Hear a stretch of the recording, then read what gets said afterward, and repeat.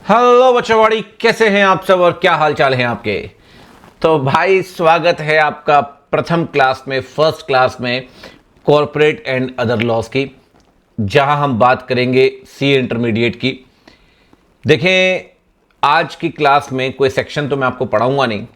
आज हम पहले सिलेबस डिस्कशन करेंगे, थोड़ा सा ओरिएंटेशन आपका 5 मिनट का लूंगा मैं। उसके बाद कंपनी का बेसिक पढ़ेंगे, बेसिक सिलेबस का बेसिक, थोड़ा हम कैसे आगे चलने वाले हैं उसका ओरिएंटेशन 5 मिनट का, और कंपनीज का बेसिक। फिर सेकेंड क्लास में कंपनीज एक्ट का बेसिक पढ़ेंगे, फिर सेक्शन 1 स्टार्ट करेंगे, और फिर थर्ड क्लास में सेक्शन 2। तो आप ये कह सकते हैं मोटा मोटी कि शुरू के 1.5-2 क्लास में सिर्फ बेसिक ही पढ़ने वाले हैं, सेक्शन 1 उसके बाद शुरू करेंगे। तो सर, आपको सब्जेक्ट का नाम पता है, कॉरपोरेट एंड अदर लॉज में इंस्टीट्यूट का ही मैट खोल के बैठा हूं इसलिए, ताकि थोड़ा सा आपको और आसानी हो इसे रिकॉल करने में, ठीक है। तो कॉरपोरेट एंड अदर लॉज ये आपका टाइटल है। नाम पे अगर आप जाएं तो पहला पार्ट है corporate and second part is other. Corporate law में ना बेसिकली जो वेटेज है वो है 70 मार्क्स का, और अदर लॉ का जो वेटेज है वो है बेटा 30 मार्क्स का। कॉरपोरेट लॉ में सिर्फ कंपनीज एक्ट नहीं पढ़ना, कंपनीज एक्ट के साथ साथ एलएलपी का भी लॉ पढ़ना है आपको। मतलब कॉर्पोरेट लॉ के अंदर आपको 2 एक्ट पढ़ने हैं। पहला एक्ट कौन सा पढ़ना है बच्चे? पहला एक्ट आपने पढ़ना है कंपनीज एक्ट। सेकंड आपने कौन सा पढ़ना है? सेकंड आपने पढ़ना है एलएलपी एक्ट और उसके रूल्स। आप बोलोगे सर फाउंडेशन में तो हमने एलएलपी एक्ट पढ़ा हुआ है, ऐसे तो फाउंडेशन में अपने कंपनीज एक्ट भी पढ़ा हुआ है, लेकिन लेवल का फर्क है और कंटेंट का भी फर्क है। फाउंडेशन में आप एलएलपी एक्ट तो पढ़ते हैं लेकिन रूल्स नहीं पढ़ते, यहाँ रूल्स ही पढ़ने को मिलेंगे। दूसरी बात, कंपनीज एक्ट वहाँ बहुत कम पढ़ा है आपने। कंपनीज एक्ट के टोटल सेक्शंस हैं 470, आपको इंटरमीडिएट में पढ़ने हैं 163 सेक्शंस। बाकी सेक्शंस आप पढ़ते हैं कहां पे? फाइनल के अंदर, एसपीओएम में। तो यहां पे आपको सिर्फ 163 सेक्शंस पढ़ने हैं। थोड़ा सा ब्रीफ कर रहा हूं पहले सिलेबस के बारे में, फिर आगे बढ़ेंगे, ठीक है। जिसमें से अगर आप देखें तो कितने चैप्टर्स आपको पढ़ने हैं? कंपनीज एक्ट में टोटल चैप्टर से बेटा 29 चैप्टर है कंपनीज एक्ट में। आपको अपने सिलेबस में सीए इंटरमीडिएट के अंदर सिर्फ और सिर्फ 11 चैप्टर्स पढ़ने हैं, 11 चैप्टर्स आउट ऑफ 29। मतलब चैप्टर्स के बारे में बोले तो 11 आउट ऑफ 29, और सेक्शंस के बारे में बोले तो 163 सेक्शंस आउट ऑफ 470 सेक्शंस, ठीक। अगर चैप्टर्स की बात करें तो ये चैप्टर्स स्टार्टिंग से जो आपको दिख रहे हैं 1 से लेकर 10 तक, ये हैं 1 से लेकर 148 तक सेक्शंस, ठीक है। वो इंडिविजुअली भी मार्क कर सकता हूं कि ये 1 से लेकर 2 है, ये 3 से लेकर 22 है, उसको अभी कोई सेंस नहीं है, बट 1 से लेकर 148। और बेटा जो ये कंपनीज इनकॉर्पोरेटेड आउटसाइड इंडिया वाला चैप्टर आपको दिख रहा है, ये है 379 से लेकर 393 तक, ये 15 सेक्शन है। मतलब टोटल सेक्शन हो गए 148 plus 15, that will be 163 sections out of 470, ठीक है सर।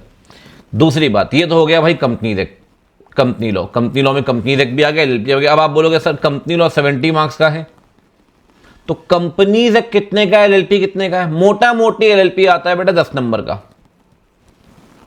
और कंपनीज आता है करीब करीब 60-65 मार्क्स का। रीजन बीइंग पेपर बेटा 100 का नहीं 120 का आता है ऑप्शंस मिलाकर, तो वेटेज बढ़ जाता है, समझ रहे हो। ये 70 मार्क्स का वेटेज कितना हो जाएगा? 84, और ये 30 मार्क्स का वेटेज कितना हो जाएगा? 36, तो वेटेज थोड़ा सा बढ़ जाता है, ठीक है सर। ये तो बात हुई कंपनी लॉ की। अब सर ये अदर लॉ में क्या पढ़ना है ये तो बता दो बेटा। अदर लॉ में आपको पढ़ने 3 चैप्टर, बहुत ही प्यारा सिलेबस है, इतना स्वीट सिलेबस है, बस पूछिए मत। पहला है जनरल क्लॉजेज एक्ट, क्या बात। दूसरा है इंटरप्रिटेशन ऑफ स्टैट्यूट्स, और तीसरा है फेमा। ज्यादा समय नहीं लूंगा मैं, 2-2 मिनट के अंदर इनको ब्रीफ करूंगा, बाकी तो फिर बहुत डिटेल में पढ़ना है ये चैप्टर्स में। 2-2 मिनट के अंदर ब्रीफ करूंगा, फिर आगे बढ़ेंगे, ठीक है। ये सर जीसी एक्ट क्या होता है? अरे यार एक बात बताऊं मैं आपको, आप कंपनीज एक्ट पढ़ते हैं, वहां लिखा होता है in case of default by director he shall be liable. दीदी लोग खुश हो गई, दीदी लोग कहती है हम डायरेक्टर बने कोई दिक्कत नहीं, कंपनीज एक्ट में हर जगह लिखा है he shall be liable, he shall be liable, he shall be liable, she तो कहीं लिखा ही नहीं। तो जीसी एक्ट कहता है रुको जरा सबर करो, जीसी एक्ट के सेक्शन 13 में लिखा है अगर किसी भी सेंट्रल एक्ट में ही लिखा है तो he include she. Masculine gender include female also. He पे लगने वाला प्रोविजन शी पे अपने आप लग जाएगा। अगर डायरेक्टर के आगे लिखा है he shall be liable, it means female director will also be liable. ये कहां लिखा है? सेक्शन 13 में जीसी एक्ट के अंदर। जीसी एक्ट को हम कहते हैं इंटरप्रिटेशन एक्ट ऑफ इंडिया। ये आपकी इंटरप्रिटेशन में हेल्प करता है। बड़ी सारी बातें हैं उसके अंदर, बड़ी सारी। जैसे कई बार आपने सुना होगा गुड फेथ। अब आपने गुड फेथ कई बार सुना होगा, इंडियन कॉन्ट्रैक्ट एक्ट के अंदर, सेल ऑफ गुड्स एक्ट के अंदर, कई जगह सुना होगा, लेकिन गुड फेथ की डेफिनेशन कभी नहीं पढ़ी होगी, कभी नहीं पढ़ी होगी आपने। वो डेफिनेशन कहां मिलेगी? जीसी एक्ट में। वो सारे टर्म्स जो आपने सुने तो हैं या सुनते रहेंगे या सुन रहे हैं लॉ के अंदर, लेकिन जिनकी डेफिनेशंस आपने नहीं पढ़ी, वो सारे टर्म्स यहां मिलेंगे आपको। चाहे गुड फेथ हो, चाहे एफिडेविट हो, ऐसी कई सारे टर्म्स है, चाहे इम्प्रिजनमेंट हो। तो जीसी एक्ट है sir interpretation act of India. मतलब आपको किसी भी एक्ट को इंटरप्रेट करना है तो इसकी मदद लेनी ही पड़ेगी। ऐसे ही एक और चैप्टर है इंटरप्रिटेशन। आप बोलोगे सर इन दोनों में फर्क क्या है? बेटा ये एक्ट है और ये इंटरप्रिटेशन के रूल्स हैं। रूल्स हैं, यहां रूल्स पढ़ोगे, यहां एक्ट पढ़ोगे। अब जैसे स्टैट्यूट का मतलब क्या होता है सर? अंग्रेज चले गए, अपनी भाषा छोड़ गए। कॉन्स्टिट्यूशन ऑफ इंडिया में, भारत के संविधान में कभी भी आप देखें तो लॉ वर्ड लिखा है, बट अंग्रेजों के ज़माने में और आज भी ब्रिटेन वगैरह में लॉ वर्ड यूज़ नहीं होता, वहाँ वर्ड होता है स्टैट्यूट यूज़ होता है। तो आज भी इस चैप्टर का नाम इंटरप्रिटेशन ऑफ स्टैट्यूट है, जबकि हमारे संविधान में लॉ लिखा हुआ है, बट चैप्टर का नाम आज भी क्या है? Interpretation of statute. Reason being वो बना के चले गए स्टैट्यूट, तो हम आज भी मान रहे हैं स्टैट्यूट, तो ये चल ही रहा है इंटरप्रिटेशन ऑफ स्टैट्यूट। बात आ रही समझ? तो सर ये भी इंटरप्रिटेशन में मदद करता है आपकी। बल्कि इवन आप यहाँ थोड़ा इंग्लिश आपकी कमज़ोर है तो यहाँ दुरुस्त हो जाएगी आपकी इंग्लिश। यहाँ मैं, मे, शैल, एंड और सबके बारे में पढ़ेंगे। और तो और भैया अब आते हैं फेमा में। मैं कह रहा हूँ इतना शॉर्ट एंड स्वीट सिलेबस है सर, कहाँ मिलेगा सर? 3 चैप्टर 30 नंबर के। बच्चे कंपनियों के पीछे भागते रहते हैं, इसमें कोई फोकस करता नहीं। मैं कहता हूँ पहले अदर लॉ को फोकस करो यार। अदर लॉ इतना स्कोरिंग है, अदर लॉ प्लस एलएलपी को फोकस कर लिया आपने तो कम से कम आप ये समझिए कि 46 से 48 नंबर का तो इन 4 चैप्टर से आता है। 3 लॉ प्लस एलएलपी। हर बच्चा भाग रहा है। मैं नहीं कह रहा कंपनी भी, हम भी नहीं भागेंगे, हम भी भागेंगे कंपनी के पीछे, बट इसको इग्नोर नहीं करेंगे भाई, ये बड़ा स्कोरिंग है। अब सर फेमा क्या होता है? सुना कभी फेमा? अब कल को मान लो मैं चला गया घूमने स्पेन। अब मेरे पास तो सर आईएनआर है। आईएनआर समझते हो? ढूंढ रहा हूं कहीं मिल जाए। इंडियन नेशनल रुपी। गांधी जी, क्या आईएनआर स्पेन में चलेगा? नहीं। पता चला भाई, मैंने कैब की, जब उसने मुझे ड्रॉप किया बार्सिलोना में, तो मैंने कहा ये लो। मैंने उसको पकड़ाया, इंडिया का note, currency note, Gandhi ji बनी हुई मस्त एकदम कड़क। उसने क्या दे रहा है भाई? होला। सर ये स्पेन में तो चलेगा नहीं। तो भाई मेरे को पहले क्या करना पड़ेगा? मेरे को अपने आईएनआर को ले जाना पड़ेगा विद ऑथराइज्ड पर्सन। आईएनआर ले लो, यूरो दे दो। आईएनआर ले लो, यूरो दे दो।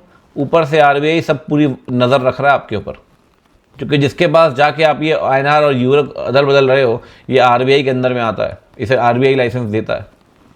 ये सब कुछ आरबीआई की नज़रों के अंदर चल रहा है। और ये सब कुछ कहाँ कवर्ड होगा? फेमा में। कल को आपका एडमिशन हो गया हार्वर्ड में, फीस जमा करनी है यूएस डॉलर में, यूएस डॉलर चाहिए आपको, आपके पास तो आईएनआर है। आईएनआर समझ गए ना? इंडियन नेशनल रुपी। कहाँ कवर होगा ट्रांजैक्शन? फेमा में। कल को मेरे एक मित्र विला खरीद रहे हैं वेनिस में। अब अगर विला खरीद रहे हैं वेनिस में, तो वेनिस में भैया यूरो चलेगा ना यार। तो उस आदमी के आईएनआर थोड़ी चलेंगे, उसे तो भैया यूरो चाहिए उसको। तो आईएनआर देगा तो यूरो मिलेगा। वो भी कहाँ कवर होगा? फेमा में। कल को भैया मेसी भैया आ गए इंडिया। लियोनेल मेसी कहता है मैं तो भैया अब यहीं रहूंगा इंडिया में, मस्त दुकान खोलूंगा अपनी छोले भटूरे की। तो खूब सारा पीसो लेके आए। वहाँ अर्जेंटीना का है मेसी, अर्जेंटीना में चलते पीसो, खूब सारे पीसो लेके आ गए अर्जेंटीना से। और ठेकेदार को बोल रहा है दुकान बनाओ, ये लो पीसो। वो कह रहा है ये क्या होता है पीसो? मुझे भैया आईएनआर चाहिए। तो मेसी भैया उल्टा करेंगे, पीसो देंगे तो आईएनआर लेंगे। हम INR देते हैं तो यूरो लेते हैं, सब कुछ कवर होगा फेमा के अंदर। बहुत ही इतना प्यारा चैप्टर है सर, फेवरेट, खामखा बदनाम कर रखा बच्चों ने, इतना प्यारा चैप्टर, मजा आ जाता है पढ़ के। तो भैया जीसी, इंटरप्रिटेशन और फेमा, ये 3 है अदर लॉ का पार्ट। और जहां तक कंपनी लॉ की बात है भैया, कंपनी लॉ में आपको पढ़ने हैं करीब करीब 11 चैप्टर्स, 163 सेक्शंस आउट ऑफ 470। एक बात और बताऊंगा, जब भी मैं सिलेबस की बात करता हूं एक बात जरूर करता हूं, कभी कोई बच्चा मजाल है स्टडी मैट खोल ले, स्टडी मैट आता है बच्चा लेगा अलमारी के ऊपर, अलमारी के ऊपर। तो आज मैं स्टडी मैट के पृष्ठ खुलवा रहा हूं, पेजेस ओपन करा रहा हूं, कम से कम स्टार्टिंग के तो पढ़ लो, कम से कम ये तो पढ़ लो कि इंस्टीट्यूट चाहता क्या है, कम से कम ये तो पढ़ लो कि इंस्टीट्यूट की डिमांड क्या है। तो क्या डिमांड है इंस्टीट्यूट की? इंस्टीट्यूट की डिमांड है sir, at the intermediate level आपसे ये उम्मीद की जाती है कि आप सिर्फ प्रोफेशनल नॉलेज एक्वायर नहीं करेंगे, बल्कि अप्लाई करेंगे प्रोफेशनल नॉलेज को इन प्रॉब्लम सॉल्विंग। इसका मतलब समझ रहे हो आप? ये उम्मीद मत करना कि हम आपसे थ्योरेटिकल क्वेश्चन पूछेंगे। हम तो ये मानते हैं कि आप, ये उम्मीद करके चलते हैं कि आप प्रोफेशनल नॉलेज एक्वायर भी करोगे और अप्लाई भी करोगे प्रॉब्लम सॉल्विंग में। तो प्रॉब्लम सॉल्विंग करनी जरूरी है। इसका मतलब जो क्वेश्चन आएंगे वो थ्योरेटिकल नहीं आएंगे लाला, खुद कह रहा ICI, ये क्वेश्चन आएंगे लाला केस स्टडी। अभी मैं आपको दिखा भी दूंगा केस स्टडी, से पता ही होगा आपको, आगे तो केस स्टडी पढ़नी करना क्या, और केस स्टडी आएगी सर। कहता है the process of learning should also help you inculcate the requisite professional skill, communication skill necessary for achieving the desired level professional कंपीटेंस। वो समझ रहे हो क्या कह रहा है? वो कह रहा है आपको स्किल सीखनी भी है और अपना नॉलेज बताना भी है। कह रहे इसी बात से तो डरते हैं हम कि आंसर राइटिंग कैसे होगी। घबराओ मत, हम बैठे हैं यहाँ पे, टेंशन मत लो। तो प्रोफेशनल स्किल एक्वायर भी करनी है और कम्युनिकेशन स्किल का मतलब समझ रहे हो? You have to present your answer, you have to communicate कि आपके दिमाग में क्या नॉलेज है। वो ICI को सपना थोड़ी आ रहा भैया, तो लिखना पड़ेगा, बताना पड़ेगा। तो क्लियर कह रहा है भाई आपको अपना नॉलेज एक्वायर करना है और अप्लाई करना है और कम्युनिकेट भी करना है। बात समझ रहे हो? समझ रहे हैं सर? क्यों नहीं समझ रहे? बिल्कुल समझ रहे हैं बात को। चलिए जी, अब बात कर लेते हैं फटाफट से बेसिक्स ऑफ कंपनीज की, फटाफट से। इसके अंदर हम जितने भी फंडामेंटल बातें हैं वो सारे डिस्कस कर लेंगे और उसके बाद फिर अगले लेक्चर से कहानी को आगे बढ़ाएंगे। आइए जी, कंपनी के अंदर बेसिकली 2 तरह के लोग होते हैं। एक वो जो पैसा लगाते हैं, उन्हें कहते हैं शेयर होल्डर्स। रिलायंस के अंदर लास्ट टाइम जब मैंने पढ़ा था 35 लाख शेयर होल्डर्स थे, 35 लाख शेयर होल्डर। क्या रिलायंस के अफेयर्स को 35 लाख शेयर होल्डर संभालेंगे? पॉसिबल ही नहीं है सर। इसके लिए क्या होता है कि शेयर होल्डर्स कुछ लोगों को अपॉइंट करते हैं, जिन्हें अपन बोलते हैं directors. Share holders capital contribute करते हैं और डायरेक्टर्स कंपनी को मैनेज करते हैं। तो share holders are the basically capital contributories. क्या कह सकते हैं हम इन्हें? They are capital contributories. तो बताओ ओनर कौन हुआ? ओनर शेयर होल्डर हुए या डायरेक्टर हुए? सर जिसका पैसा लगेगा बिजनेस में ओनर तो वही है। तो पैसा किसका लगा है? शेयर होल्डर का। शेयर्स खरीदोगे तो पैसे लगाओगे। और रिलायंस क्या आप ओनर है सर आपके पास शेयर से? तो ओनर कौन हुआ? ओनर हुए शेयर होल्डर्स। जबकि डायरेक्टर्स जो हैं they are managers of the company, वो कंपनी के मैनेजमेंट को संभालते हैं। डे टू डे अफेयर्स में शेयर होल्डर पार्टिसिपेट कर पाए ना, इतना समय है उनके पास, ना इतना एक्सपर्टीज है, इसीलिए वो अपॉइंट करते हैं डायरेक्टर्स को। डायरेक्टर का काम ही कंपनी को संभालने का है। डे टू डे अफेयर्स को डायरेक्टर ही मैनेज करने। हां, अनलेस अनटिल कहीं लिखा हो कि ये मैटर में शेयर होल्डर से पूछ लो। जैसे फॉर एग्जांपल बायबैक करना सेक्शन 68 में, तो लिखा हुआ है कि शेयर होल्डर से स्पेशल रिजोल्यूशन पास कराइए, तब करवाना पड़ेगा, तब शेयर होल्डर से पूछना पड़ेगा। Otherwise day to day affairs में शेयर होल्डर पार्टिसिपेट नहीं करते, वो काम डायरेक्टर ही संभालते हैं। एक बात हमेशा ध्यान रखिए, कभी भी आप एक्ट पढ़ें, एक्ट में 2 चीजें होती हैं। एक होती है मीनिंग, कभी भी लॉ पढ़े, कभी भी एक लॉ के अंदर आपको मिलती है मीनिंग और एक आपको मिलती है डेफिनेशन। मीनिंग तो सर मैं, आप, चैट GPT, जेमिनाई, गूगल, कोई भी बता सकता है, लेकिन डेफिनेशन सिर्फ एक्ट देगा। तो मीनिंग तो आपने बड़ी पढ़ी होंगी सर, शेयर होल्डर की भी डायरेक्टर की भी, लेकिन आज बात करेंगे डेफिनेशन की, मीनिंग प्लस डेफिनेशन दोनों की, एक्ट में क्या दिया है इस बारे में, ठीक है ना। मैं बिल्कुल स्क्रैच लेवल से आपको पढ़ा रहा हूं कि क्या होता है कंपनी, किस तरीके से कंपनी काम करती है, ताकि थोड़ा आपका बेसिक नॉलेज ब्रश अप हो पाए, ठीक। सबसे पहले बात करते हैं शेयर होल्डर की। Sir share holder word companies act में कहीं भी डिफाइंड नहीं है, क्या बात है, कोई डेफिनेशन ही नहीं है ना सर, कोई डेफिनेशन नहीं है। तो सर फिर शेयर होल्डर का मतलब क्या हुआ? अगर कोई डेफिनेशन ही नहीं है तो फिर मीनिंग लेनी पड़ेगी। तो आप बताइए मीनिंग क्या होगी सर? मीनिंग होगी जिसके पास शेयर्स होंगे वो शेयर होल्डर है। The person hold shares of the company is known as share holder. मेरे पास शेयर्स है, मैं शेयर होल्डर हूं, आपके पास शेयर्स है, आप शेयर होल्डर है। सर एक बात बताइए, अगर शेयर होल्डर की मीनिंग ही नहीं है तो फिर राइट कैसे मिलेंगे शेयर होल्डर को? तो इसीलिए एक्ट में ना, कंपनीज एक्ट में शेयर होल्डर की डेफिनेशन नहीं दी गई। एक्ट में डेफिनेशन दी गई है, ध्यान रखना हमेशा, मेंबर की। किसकी डेफिनेशन दी गई है एक्ट में? एक्ट में डेफिनेशन दी गई है मेंबर की, मेंबर वर्ड। चल आपने कभी सुना भी हो। आपको पता है मिनिमम मेंबर्स होने जरूरी है कंपनी में, कहीं ऐसा नहीं लिखा मिनिमम शेयर होल्डर होने चाहिए, बचपन से पढ़ते आ रहे होंगे आप। प्राइवेट कंपनी में लिखा होता है मिनिमम मेंबर होने चाहिए 2, पब्लिक कंपनी में लिखा होता है मिनिमम मेंबर होने चाहिए 7, ओपीसी में लिखा होता है कि 1 मेंबर होता है। हर जगह member member member member member लिखा है, कहीं शेयर होल्डर नहीं लिखा। डिफरेंस है थोड़ा सा शेयर होल्डर मेंबर में, बात करेंगे अभी थोड़ी देर बाद। डिफरेंस तो है, डिफरेंस की बात भी अपन करेंगे। There is a difference between share holder and member, but companies act में शेयर होल्डर वर्ड डिफाइंड नहीं है। कंपनीज एक्ट में कौन सा वर्ड डिफाइंड है? कंपनीज एक्ट में डिफाइंड है द वर्ड मेंबर।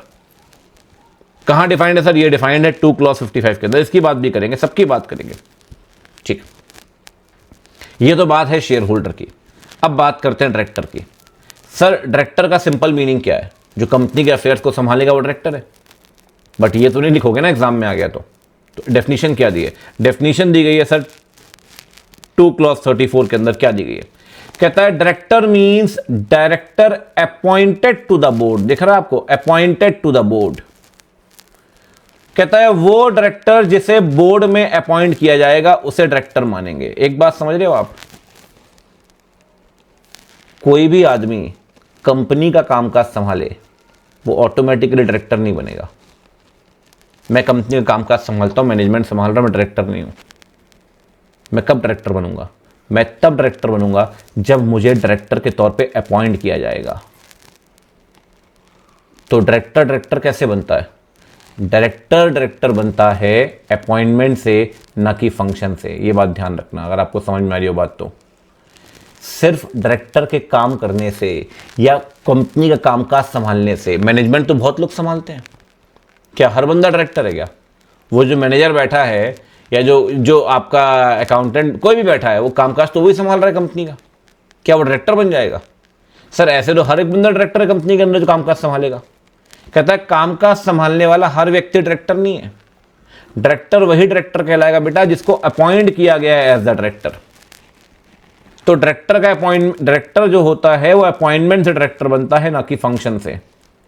फंक्शन कोई मर्जी परफॉर्म कर लो आप, वो डायरेक्टर नहीं कहलाएगा जब तक कि अपॉइंट नहीं होगा, ठीक। एक और डेफिनेशन है एमडी की, पढ़ते हैं आप अगले पड़ाव में, अभी तो नहीं पढ़ते बट एक बार दिखाता हूं, थोड़ा आपको आइडिया लगेगा कि डायरेक्टर और एमडी में क्या फर्क है। एमडी वर्ड सुना है कभी? सुना होगा। Managing director, 2 clause 54, 2 clause 54 managing director दिख रहा है। एमडी के आगे एक लाइन लिखी है, जरा ध्यान से पढ़ना। कहता है MD includes a director occupying the position of MD. और ये तो चलो लिखा ही है, इससे ऊपर एक बात और लिखी है। कहता है एमडी का मतलब वो है जिसे मैनेजमेंट की सब्सटेंशियल पावर्स दी गई हैं। मतलब जिसके पास सब्सटेंशियल पावर्स हैं वो एमडी कहलाएगा। सब्सटेंशियल पावर्स मींस अब कंपनी में 3 डायरेक्टर है। एक डायरेक्टर के पास अधिकार है कि वो चेक साइन कर सकता है, कॉन्ट्रैक्ट कर सकता है, अकाउंट ओपनिंग कर सकता है। कंपनी कई सारी पार्ट्स उसको अकेले को दी गई है। अकाउंट भी वही मैनेज कर रहा है, चेक भी वही साइन कर रहा है, बिल ऑफ एक्सचेंज भी वही साइन कर रहा है, बहुत सारे अधिकार उसको दिए गए हैं। तो सब्सटेंशियल पार्ट्स उसके पास, तो वो एमडी कहलाएगा। यहां आप ये तो नहीं कहते कि जिसे अपॉइंट करोगे एमडी के तौर पे वो एमडी बनेगा, पहले वाले पॉइंट में। यहां तो आप ये कह रहे हो जिसके पास सब्सटेंशियल पार्ट्स है मैनेजमेंट की वो एमडी है। तो यहां ना एमडी एमडी कैसे बन रहा है, एमडी यहां पर अपॉइंटमेंट से एमडी नहीं बन रहा है, यहां पर एमडी बन रहा है एमडी फंक्शन से। जिसके पास सब्सटेंशियल पावर्स होंगी मैनेजमेंट की, वो एमडी कहलाएगा। सब्सटेंशियल पावर्स होंगे, सब्सटेंशियल मींस ज्यादातर अधिकार होंगे, वो एमडी कहलाएगा। तो एमडी कैसे बना, एमडी फंक्शन से बना। यहां ये तो नहीं लिखा कि भाई एमडी को आपने अपॉइंट किया होगा, तो कहता है कोई भी डायरेक्टर जिसके पास सब्सटेंशियल पावर्स हैं वो एमडी कहलाएगा। तो एमडी बना फंक्शन से एमडी। अब वापस पढ़ो डायरेक्टर की डेफिनेशन। डायरेक्टर की डेफिनेशन में क्या दिया हुआ है, director appointed to the board, मतलब डायरेक्टर कैसे बनेगा, अपॉइंटमेंट से, लेकिन एमडी एमडी कैसे बनेगा, फंक्शन से। फर्क समझ में आ रहा है। तो लॉ के अंदर कोई भी पर्सन दो तरीके से अपॉइंट होता है, या तो अपॉइंटमेंट से या फंक्शन से। ठीक, एमडी बना फंक्शन से, ये अपॉइंट हुआ अपॉइंटमेंट से। अच्छा, किस में अपॉइंट हुआ है, कहते हैं ये अपॉइंट हुआ है सर बोर्ड में। अगला सवाल आता है sir, what is the meaning of board. तो भैया मीनिंग क्या करोगे, जानते हैं, अब डेफिनेशन दी गई 2 क्लॉज 10 में। कहता है बोर्ड का मतलब है collective body of directors. Directors की कलेक्टिव बॉडी को आप बोर्ड मानेंगे। कलेक्टिव बॉडी को इकट्ठा कर दे कई डायरेक्टर्स को। अगर डायरेक्टर एक समूह में है, एक कलेक्टिव बॉडी बनाए कि भाई डायरेक्टर्स को कलेक्टिवली क्या बोलेंगे, तो हम बोलेंगे या तो बोर्ड ऑफ डायरेक्टर्स या सिंपली द बोर्ड, कुछ भी कह सकते हैं। बात समझ में आ रही है। तो भाई एक बार रिकैप करो। शेयर होल्डर वर्ड डिफाइंड है, कहीं कहीं डिफाइंड नहीं है। कौन सा वर्ड डिफाइंड है कंपनी डेक में, मेंबर। क्या मेंबर शेयर होल्डर दोनों सेम है, नहीं। हर कंपनी में क्या रिक्वायर्ड है, मिनिमम शेयर होल्डर है, minimum member. Minimum member required है सर, मिनिमम मेंबर। जो अफेयर संभालता है उसे क्या कहते हैं, डायरेक्टर। डायरेक्टर की डेफिनेशन दी गई है, दी गई सर। तो डायरेक्टर को डायरेक्टर कैसे मानेंगे, अपॉइंटमेंट से या फंक्शन से, अपॉइंटमेंट से। तो डायरेक्टर अपॉइंट कहाँ होगा, बोर्ड में। तो बोर्ड का मतलब क्या है, collective body of directors is known as board. तो एमडी कौन है, एमडी एमडी कैसे बनेगा, एमडी फंक्शन से बनता है एमडी, अपॉइंटमेंट वहां जरूरी नहीं है। सब्सटेंशियल पावर्स आप एमडी कहलाएंगे। बात आ रही समझ। एक बात और सुनिए साथ में, सर शेयर होल्डर वर्ड तो डिफाइन है नहीं, वर्ड कौन सा डिफाइंड है भैया, मेंबर। तो सवाल आता है कि सर मेंबर के पास कौन से राइट है। बेटा मेंबर के पास 2 राइट होते हैं, एक राइट होता है डिविडेंड का, एक राइट होता है वोटिंग का। पहले बात करते हैं डिविडेंड की, फिर बात करते हैं वोटिंग की, आराम से। Sir what is the meaning of dividend, meaning की बात कर रहा हूं, डेफिनेशन की नहीं। What is the meaning of dividend, profit का वो पार्ट जो कंपनी अपने पास ना रखकर मेंबर्स के बीच में बांट देगी। बोलेगी हमें नहीं रखना है प्रॉफिट। प्रॉफिट का वो पार्ट जो कंपनी अपने पास ना रख के बल्कि मेंबर्स को बांट देगी, उस पार्ट को डिविडेंड कहते हैं। The part of profit which is, मैं एक बात मेरी ध्यान रखना, मैं नोटबुक बनवाऊंगा आपको, 3 नोटबुक। एक कंसेप्ट की नोटबुक, मतलब जिसमें कंटेंट रहेगा, प्रोविजंस रहेंगे, एक आंसर राइटिंग नोटबुक, और एक रहेगी हमारी सप्लीमेंट्री नोटबुक। सप्लीमेंट्री नोटबुक में दुनिया जहां की चीज़ें आपको लिखवाऊंगा मैं, other than this, other than your main provision. उसमें आज आप एक लिस्ट बनाइए, बहुत सारी लिस्ट बनवाऊंगा उसमें सप्लीमेंट्री नोटबुक के अंदर। उसमें एक लिस्ट बनवाइए, उस लिस्ट की हेडिंग लिखिए ग्लॉसरी। ग्लॉसरी मतलब डिक्शनरी उन टर्म्स की जो कंपनीज एक्ट में नहीं दी गई। अब अगर डिविडेंड जानने जाओ कंपनीज एक्ट पर, डिविडेंड वर्ड डिफाइंड नहीं है कंपनीज एक्ट में, तो भैया डिविडेंड अगर डिफाइंड नहीं तो मीनिंग तो लिख ही सकते हैं ना। हम मीनिंग लिख सकते हैं, मीनिंग लिखिए, फिर लिखिए the part of profit which is not retained by the company but is distributed to the share holders of the company, to the members of the company, is known as dividend. Profit का वो part जो company अपने पास retain ना रख के बल्कि बांट देगी, उसे बोलेंगे डिविडेंड। अच्छा एक बात बताइए, मेरे पास 2 शेयर है, आपके पास 200 शेयर है, सबको सेम डिविडेंड मिलेगा? नहीं सर, डिविडेंड होता है in the proportion of paid up capital. भाई आपके पास 200 शेयर, आपको ज़्यादा डिविडेंड मिलेगा, मेरे पास 2 शेयर, मुझे कम डिविडेंड मिलेगा। जिसके पास जितने शेयर्स उतना डिविडेंड मिलेगा आपको, उसमें क्या दिक्कत है? ठीक। अच्छा एक बात और ध्यान रखिए, मेंबर का राइट है डिविडेंड।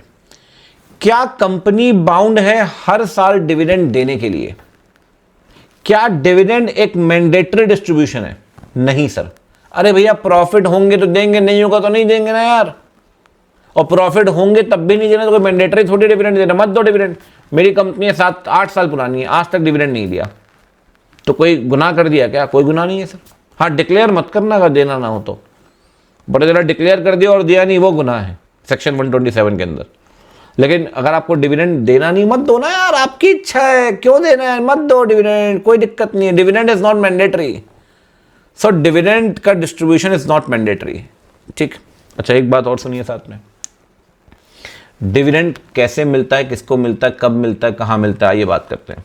सबसे पहली बात, मीनिंग, पार्ट ऑफ प्रॉफिट जो कंपनी अपने पास नहीं रखती बल्कि डिस्ट्रीब्यूट कर देगी मेंबर्स के बीच में in the proportion of their capital, इसे कैपिटल बोल देंगे, आपके कैपिटल के प्रपोर्शन में आपको बांट देगी, उसे बोलेंगे dividend.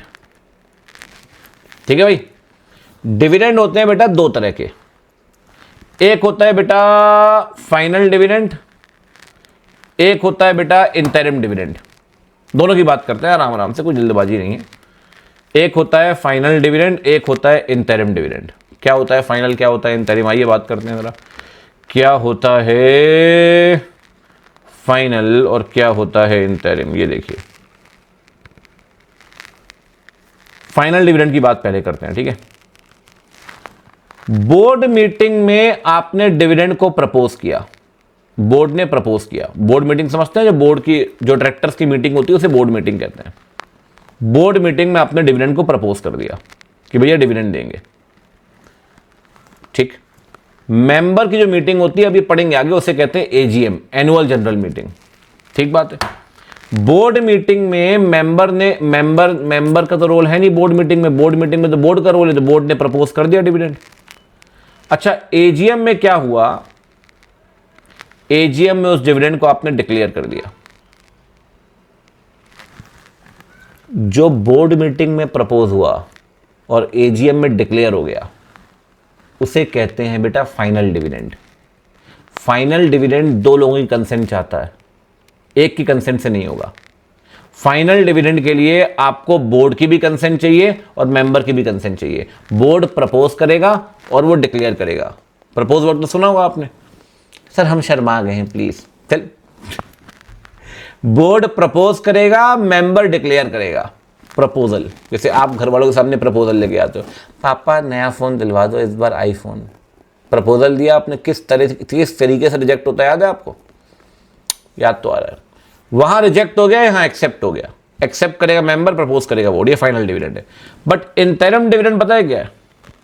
Interim dividend board meeting में ही प्रपोज होके बोर्ड मीटिंग में ही डिक्लेयर हो रहा है। क्या बात है, मतलब इंटरिम डिविडेंड को एजीएम की जरूरत ही नहीं है सर, मेंबर के अप्रूवल की जरूरत ही नहीं है।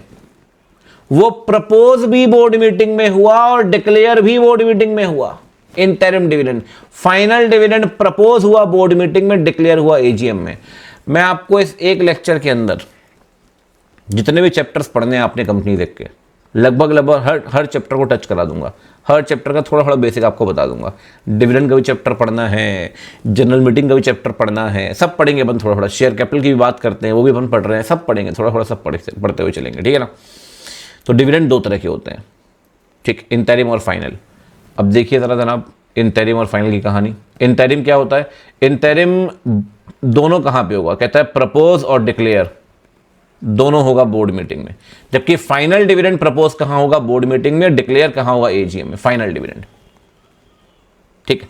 अच्छा सर ये बताओ, ये जो आपको मैंने बताया पार्ट ऑफ प्रॉफिट जो कंपनी अपने पास नहीं रखती बल्कि मेंबर्स को बांट देती है, उसे क्या बोलते हैं?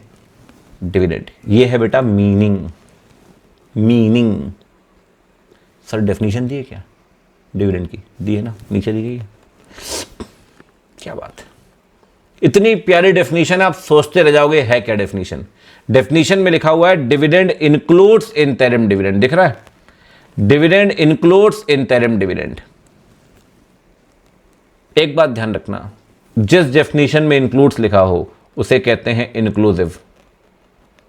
ये मैं अगली क्लास में प्रूफ भी करूंगा, आज भी थोड़ा बहुत बताऊंगा लेकिन अगली क्लास में प्रूफ भी कर दूंगा आपके सामने, सेक्शन 2 क्लॉज 11 में, बॉडी कॉर्पोरेट वाली डेफिनेशन में। एनीवेज, जिस डेफिनेशन में इंक्लूड लिखा हो उसे बोलते हैं इंक्लूसिव। अच्छा, जिस डेफिनेशन में लिखा हो मीन्स उसे कहते हैं एग्जॉस्टिव। एग्जॉस्टिव का मतलब क्या है, मीन्स का मतलब क्या है, जो लिखा है वही आएगा और कुछ नहीं आएगा। जो लिखा है वही आएगा और कुछ नहीं आएगा। अगर डायरेक्टर मीन्स लिखा हुआ है, डायरेक्टर वही आएगा और कोई नहीं आएगा इस डेफिनेशन के अंदर। लेकिन बेटा जहां इंक्लूड लिखा होता है वहां जो लिखा है वो तो आता ही आता है, और भी चीजें आती हैं। अब एक बात बताइए, ध्यान से समझना, डिविडेंड इंक्लूड्स इंटरिम डिविडेंड। क्या डेफिनेशन में कहीं भी फाइनल डिविडेंड लिखा है? 4 वर्ड की डेफिनेशन है, इतनी छोटी डेफिनेशन कभी मिलेगी नहीं आपको पूरी कंपनी रेक में, इतनी ही डेफिनेशन है। डिविडेंड इंक्लूड्स इंटरिम डिविडेंड, इतनी ही डेफिनेशन है बस, फुल स्टॉप। क्या फाइनल डिविडेंड लिखा है? नहीं। लेकिन फाइनल डिविडेंड डिविडेंड नहीं है क्या? है ना। तो डिविडेंड में दोनों आते हैं, फाइनल भी आता है, इंटरिम भी आता है। तो सर यहां तो इंटरिम लिखा है बस, ये थोड़ी लिखा है डिविडेंड मीन्स इंटरिम डिविडेंड। अगर लिखा होता डिविडेंड मीन्स इंटरिम डिविडेंड तो हम बोलते सिर्फ इंटरिम ही आएगा। मीन्स, जहां मीन्स लिखा होगा मतलब वहां सिर्फ इंटरिम ही आएगा। लेकिन बेटा यहां मीन्स नहीं लिखा, यहां क्या लिखा है? यहां लिखा है इंक्लूड्स। तो यहां इंटरिम ही नहीं, इंटरिम भी आएगा। जब किसी डेफिनेशन में इंक्लूड लिखा हो वहां यूज होता है भी, और जब मीन्स लिखा हो तो वहां यूज होता है ही।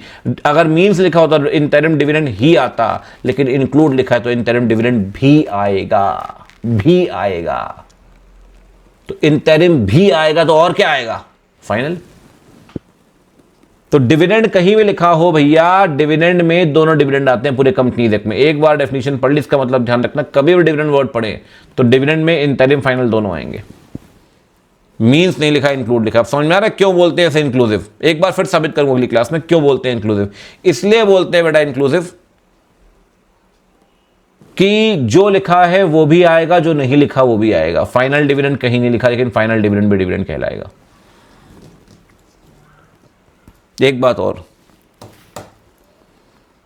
डिविडेंड डिविडेंड डिविडेंड उसी की बात कर रहे हैं, डिविडेंड की क्या है? देखो सब एक एक एस्पेक्ट पढ़ते हुए चलेंगे इस लेक्चर में, एक एक एस्पेक्ट छोड़ने कुछ नहीं छोड़ेंगे सर। हर चैप्टर का थोड़ा थोड़ा बेसिक, ताकि दिक्कत ना आए जब अपन सेक्शन स्टार्ट करें। तो ये बताइए डिविडेंड पहले किसको मिलता है, इक्विटी को या प्रेफरेंस को? डिविडेंड मिलता है लाला प्रेफरेंस शेयर होल्डर को। प्रेफरेंशियल राइट प्रेफरेंस के पास होता है। अगर बचा कुचा है तो इक्विटी को मिलेगा। बड़ा अन्याय हो रहा है सर इक्विटी के साथ। आपको पता है हम प्रेफरेंस को प्रेफरेंस क्यों बोलते हैं? सेक्शन 43 कहता है प्रेफरेंस शेयर होल्डर क्यों कहलाएगा? Why? Anyone? Preference share holder इसलिए कहलाता है बेटा, प्रेफरेंस शेयर होल्डर को प्रेफरेंस मिलती है। कब मिलती है प्रेफरेंस? कहता है प्रेफरेंस मिलती है 2 टाइम पे। जब डिविडेंड बांटते हैं ना, तो पहले डिविडेंड किसको बांटते हैं? प्रेफरेंस को। बच गया तो इक्विटी को मिलता है। बचा कुचा, बेचारा झूठा खा रहा है, जूता नहीं झूठा, बचा कुचा, लेफ्ट ओवर समझते हैं क्या? बचा कुचा। तो पहली बात तो प्रेफरेंस को प्रेफरेंस मिलती है डिविडेंड बांटते वक्त। पहले पैसा दोगे प्रेफरेंस को, बच गया तो पैसा मिलेगा इक्विटी को। दूसरी बात, जब कंपनी का वाइंडिंग अप होता है ना लाला, तो वाइंडिंग अप में सबसे पहले एसेट बिकती है।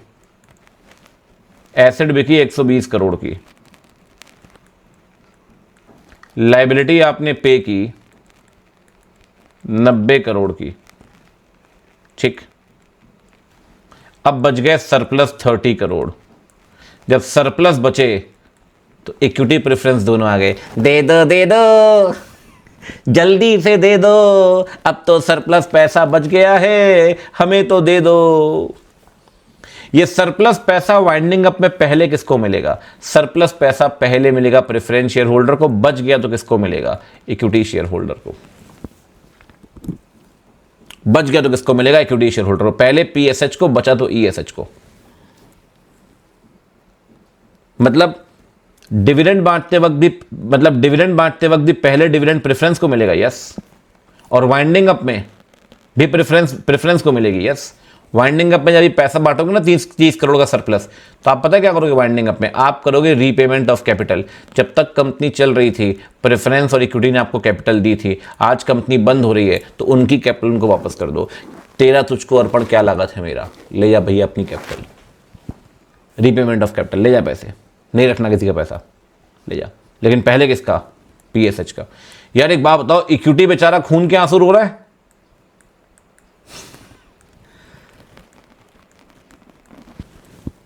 कह रहा है यार मैं तो मतलब क्या जबरदस्त इग्नोर हो रहा हूं मैं, डिविडेंड बांटने के लिए तो उसको प्रेफरेंस दी, वाइंडिंग अप में इसको प्रेफरेंस दे रहे हो, तो मैं सर अब आप बोलोगे सर फिर कोई आदमी इक्विटी शेयर लेगा ही क्यों? अरे जो मिलेगा वही लेगा ना यार। बहुत कम कंपनीज इंडिया में प्रेफरेंशियल इशू करती हैं। प्रेफरेंस शेयर के लिए एडिशनल कंडीशंस माननी पड़ती है, सेक्शन 55 के अंदर दी गई है, बहुत कम कंपनीज। तो ऑप्शन इक्विटी का होगा तो इक्विटी खरीदोगे आप, बट इक्विटी को प्रेफरेंस नहीं मिलती, ध्यान रखना। प्रेफरेंस मिलती है प्रेफरेंस को 2 टाइम पे, डिविडेंड और वाइंडिंग अप में डिस्ट्रीब्यूशन करते वक्त, रीपेमेंट ऑफ कैपिटल। तो सर इक्विटी मतलब नाराज तो है ना यार इक्विटी, तो इक्विटी बदला लेगा सर, ऐसा नहीं बदला नहीं लेगा, बदला लेगा, पूरा बदला लेगा। अभी लेते हैं बदला, वो अपना बदला पूरा का पूरा लेगा, और पूरा बदला लेगा वोटिंग करते वक्त। बात करेंगे थोड़ी देर में। चलिए उससे पहले कि आगे बढ़े, एमसीक्यू टाइम, आपको आंसर देना। फाइनल डिविडेंड किसकी अप्रूवल चाहता है? दोनों की। बोर्ड मीटिंग में प्रपोज होके एजीएम में डिक्लेयर होगा, तो बोर्ड की भी कंसेंट चाहिए और मेंबर की भी कंसेंट चाहिए। एजीएम में मेंबर वोट करते हैं, कहता है शेयर होल्डर और बोर्ड दोनों की कंसेंट चाहिए, तो सी इज द राइट आंसर। ठीक। इंटरिम डिविडेंड में किसकी अप्रूवल चाहिए? इंटरिम में बेटा सिर्फ बोर्ड की अप्रूवल चाहिए, वहां पे मेंबर की अप्रूवल नहीं लेते अपन। बोर्ड मीटिंग में ही प्रपोज करते हैं, बोर्ड मीटिंग में डिक्लेयर कर देते हैं इंटरिम को। बात आई समझ? चलिए आगे बढ़े। उससे पहले एक बार फटाफट से रिकैप करते हैं, 2-2 मिनट के अंदर रिकैप करते हुए चलेंगे साथ साथ में। कंपनी में 2 लोग होते हैं, शेयर होल्डर जो शेयर होल्ड करता है, शेयर होल्डर वर्ड डिफाइंड नहीं, कंपनी मेंबर वर्ड डिफाइंड है। कंपनी के अंदर मेंबर अलग है, शेयर होल्डर अलग है, फर्क क्या हो वो अभी हमने डिस्कस नहीं किया। डायरेक्टर जो कंपनी को संभालता है वो डायरेक्टर, लेकिन डेफिनेशन कहती है डायरेक्टर कैसे बनेगा? फंक्शन से, अपॉइंटमेंट से। एमडी कैसे बनेगा? फंक्शन से। और डायरेक्टर कलेक्टिव बॉडी को क्या बोलेंगे? बोर्ड। मेंबर के पास 2 राइट है, डिविडेंड मैंडेटरी है क्या कंपनी के लिए? नहीं। तो डिविडेंड क्या है? प्रॉफिट का पार्ट जो कंपनी ने रख लिया, नहीं रखा नहीं, बांट दिया। किसको देंगे पहले डिविडेंड? प्रेफरेंस को, बचा कुचा इक्विटी को। बोर्ड मीटिंग में ही प्रपोज, बोर्ड मीटिंग में डिक्लेयर, इंटरिम। बोर्ड मीटिंग में प्रपोज, एजीएम में डिक्लेयर, फाइनल। ये भी ठीक, बढ़िया है। अब चले आगे। सर ईएसएच आ गया सर, ईएसएच कह रहा बदला तो मैं लूंगा सर, ऐसे थोड़ी छोड़ दूंगा सर। ईएसएच कह रहा है यार बड़ी जिल्लत मिली है यार मुझे, इक्विटी शेयर होल्डर कह रहा है बड़ी जिल्लत मिली यार मुझे ना इन्होंने वोटिंग करने का, मुझे ना इन्होंने डिविडेंड में राइट दिया प्रेफरेंशियल, ना वाइंडिंग अप में राइट दिया, तो बदला कहां लेगा? बदला लेगा बेटा इक्विटी शेयर होल्डर वोटिंग में। इक्विटी शेयर होल्डर हर एक मैटर के लिए हर एक जीएम में वोट कर सकता है। क्या बोले? हर एक मैटर के लिए हर एक जीएम में वोट कर सकता है ईएसएच।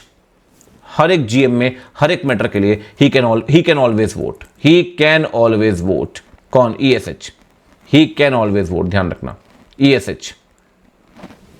बस सेक्शन 106 पढ़ेंगे आप तो वहां एक बात लिखी है, आप मेंबर को वोट करने से रोक सकते हैं अगर कॉल्स वगैरह अनपेड होगी तब, या राइट ऑफ लीन लगा हुआ तब। वो एक एक्सेप्शन है, बात अलग है। कॉल्स अनपेड तो वोट करने से रोक दो, वरना इक्विटी शेयर होल्डर निकाल तो गाड़ी अभी चलते ही, जब अभी वोट डालते अपन, डालो वोट, किसने मना किया? Preference share holder generally vote नहीं कर सकता है। तो क्या पूरे टाइम मलाई आप ही खाओगे क्या बैठ के? पूरे टाइम के प्रेफरेंस ही मलाई खाएगा बैठ के? बोले हाँ मैं ही मलाई खाऊंगा बैठ के। सर देखो ऐसा है कि इक्विटी हमेशा वोट करेगा, ऑलवेज वोट, लेकिन प्रेफरेंस जनरली वोट नहीं कर सकता। इमेजिनरी सिचुएशन इमेजिन करिए, एक जनरल मीटिंग चल रही है, एंट्री गेट पे 3-4 बाउंसर खड़े कर दिए। Sir equity share holder, sir please sir को बैठाओ, सर को सोफे में लेके जाओ, बैठाओ सर को। सर क्या लेंगे sir? Cappuccino, latte, mocha sir. Sir what will you have sir? Sir snacks में क्या लेंगे sir? Cigar roll sir? Sir pizza sir? Sir lasagna sir? Equity कह रहा है कभी कभी लगता है पुनिच भगवान है, दामाद वाली फीलिंग आ रही है एकदम। देखो सीए वालों के साथ क्या है कि दामाद वाली फीलिंग दो जगह आती है, एक ऑडिटर बन के जाते हैं तब और एक जब ससुराल जाते हैं तब। असली इज्जत तो दो ही जगह पे मिलती है, जो सीए नहीं उसको ससुराल में मिलेगी और जो ऑडिटर है भैया उसको दो जगह मिलेगी। अलग रिस्पेक्ट, मैसिव लेवल की रिस्पेक्ट। जितना इग्नोर आपको घर वालों ने किया उतनी इज्जत ससुराल वाले करेंगे आपकी। आपको लगेगा कि मैं क्या इतना भी इंपॉर्टेंट हूं क्या? मैं मतलब इतना इंपॉर्टेंट था क्या बचपन से? अब एहसास हुआ मुझे पहली बार। ठीक है, वो घर वालों ने कभी एहसास होने नहीं दिया इस बात का। फिर ससुराल से वापस घर जा रहे हैं, घर वाले वापस कह रहे बेटा चमका रहे पिताजी वापस। बच्चा गाना गा रहा है बैठ के, मैं तुम्हें चुभने लगा हूं, कहीं छूरा तो नहीं हूं। एनीवेज, तो कहाँ थे हम? हाँ, हम थे, अब वो कह रहा है प्रेफरेंस। Sir latest cappuccino. अब आया इक्विटी को बैठाया, बढ़िया लेटे वेटे पिला रहे, कोई दिक्कत नहीं। अब आया प्रेफरेंस। अरे छोटे दरी मठा इसको, कल के समोसे पड़े खिला दे और चाय और पानी मिला दे दे इसको। बड़ा आया प्रेफरेंस। प्रेफरेंस की तो मट्टी पली थे सर जीएम में, भाई उसे कोई पूछ ही नहीं रहा।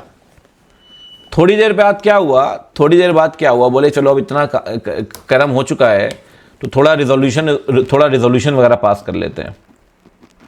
तो रिजोल्यूशन नंबर 1 लेकर आए, बोले यार फाइनेंशियल स्टेटमेंट अप्रूव कराने हैं। जो लोग फेवर में हैं अपने हाथ खड़े करें, शो ऑफ हैंड्स। प्रेफरेंस उचक उचक के वोट कराए। बाउंसर आया, टपली मार बैठा। किसने बोला वोट करने